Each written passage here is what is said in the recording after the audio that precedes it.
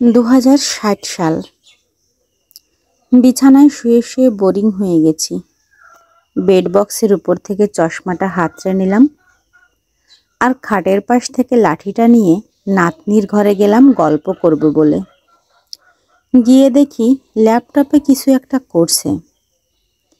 আমি যেতেই বলল, দাদু তুমি বসো বসো, আমি টিউশনে যাব। বসলাম ওর ঘরে। ল্যাপটপটা খোলাই ছিল। চশমা চোখে দিয়ে ভালো করে দেখতে পারি না।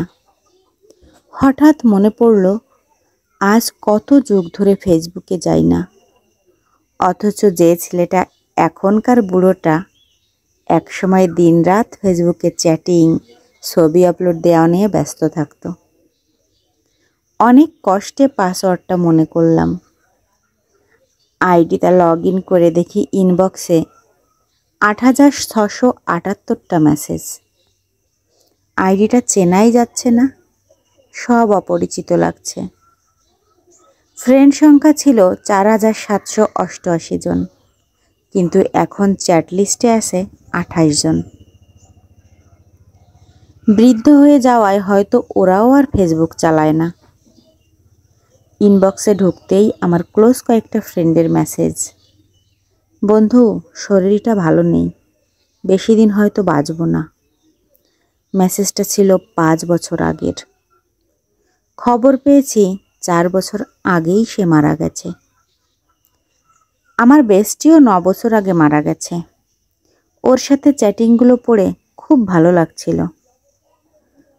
গ্রুপে ফ্রেন্ডের সাথে কত মজা আড্ডা এসবই পড়ে আছে। ওদের অধিকাংশই মারা গেছে। এরপর চ্যাট লিস্টের একদম শেষে পেলাম তার মেসেজ। হ্যাঁ, আমার সেই পুরনো একতরফা ভালোবাসা। ওর কোনো খবরই জানি না। কত ভালোবাসতাম দুজন দুজনকে, কিন্তু ভাগ্যের পরিহাসে বিয়েটা হয়নি। আজ অনেক দিন পর তার কথা মনে পড়ছে। তার আইডিটায় ঢুকলাম। লাস্ট পোস্ট ছিল 16 বছর আগের। তার নাতনির সাথে ছবি। আরও একটু নিচে যেতে দেখলাম তার ফ্যামিলির ছবি। সে, তার স্বামী, মেয়ে, ছেলে আর নাতি নাতনি। খুব হ্যাপি ফ্যামিলি। ওকে যেদিন শেষ দেখেছিলাম, চুলগুলো সেই রকম স্টাইল দেওয়া, পরনে লাল শাড়ি ছিল। ভাগ্যক্রমে এখন তার ছিল অন্য, কিন্তু এখন এই ছবিগুলোতে সাদা শাড়ি পরা, চুলগুলো সব সাদা, কিছু কিছু আবার মেহেদি দিয়ে লাল করা। হঠাৎ মোবাইলের স্ক্রিনে নিজের ছবিটা দেখলাম। হ্যাঁ, আমিও তো বুড়ো হয়ে গেছি। ও দেখলে নিশ্চয়ই বলতো, বুড়ো দাদু। আচ্ছা, ও কি আজও বেঁচে আছে? জানি না। ওর আইডিতে শেয়ার করা একটি পোস্ট পেলাম। একজন ওর আইডির স্ক্রিনশট দিয়ে লিখেছে, এই দাদি গতকাল আনুমানিক বিকাল 5টায় হৃদক্রিয়া বন্ধ হয়ে মারা গেছেন। উনি যেন স্বর্গ লাভ করেন, এই আমার প্রার্থনা। পোস্ট পড়েই থমকে গেলাম।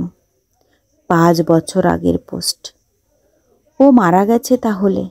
হায় রে, কোথায় সেই একসাথে বাঁচবে বলে কথা দেওয়া দিনগুলো। অজান্তেই চোখের কোণে পানি এসে গেল। এরপর পরিচিত ফ্রেন্ডদের আইডিটা দেখছিলাম। ওদের আইডিটা কিন্তু এখনো প্রাণবন্ত,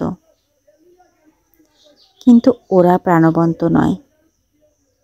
অনেকেই দুনিয়ার মায়া ত্যাগ করেছে।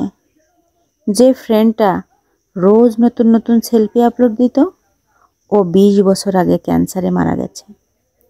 খবর শুনে দেখতে গেছিলাম। মজার মজার জোকস পোস্ট করা ফ্রেন্ডটার খবরও জানি না। লেখক ফ্রেন্ডটা 8 বছর আগেও একটি পোস্ট দিয়েছে, ওর ছেলে ওকে বৃদ্ধাশ্রমে ফেলে এসেছে এই নিয়ে। ওর সাথে যোগাযোগ নেই। এরপর আমার আইডিটায় গেলাম। এত ট্যাগের ভিড়ে নিজের শেষ পোস্টটা পাচ্ছিলাম না। এই তো অনেক কষ্টে খুঁজে পেয়েছি। 33 বছর আগে আমার স্ত্রী আর মেয়েকে নিয়ে ঘুরতে গেছিলাম। সেইখানকার কয়েকটি পিক, আরও প্রিভিয়াস পোস্টগুলো পড়ে কখনো হাসলাম, কখনো কাঁদলাম।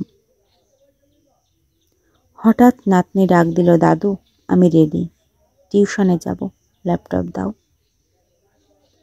ল্যাপটপ নিয়ে টিউশনে যাবি? আরে তুমি আদি যুগের মানুষ, বোঝো না, আমরা তো ভার্চুয়াল ক্লাস করি। ওহ, তা বই খাতা লাগে না? ধুর, কি যে বলো, ক্লাস করতে বই খাতা লাগে? ও, লাগে না? তোমাদের সময় লাগতো? হ্যাঁ লাগতো তো, তবে তখন আমরা বইয়ে পড়তাম, দেশে ভার্চুয়াল ক্লাস হবে। টিউশনে খাতা কলম লাগতো? দারুণ ভানি। আচ্ছা আমি যাই, টিউশন শেষে তোমাদের কালের গল্প শুনবো। হ্যাঁ, এখনকার আধুনিক আমরা 2060 সালের আদিম আমরা। আমাদেরও ওই যুগের ছেলেমেয়েরা আদিকালের মানুষ বলবে। জানি না 2060 সাল পর্যন্ত বাঁচব কি না। যদি বেঁচে থাকি তাহলে টাইম লাইনে এসে লেখাটা আরও একবার পড়ব, এই সুন্দর দিনগুলোর কথা মনে করব। যিনি লিখেছেন তার ইমাজিনেশনকে শ্রদ্ধা জানাই। ধন্যবাদ।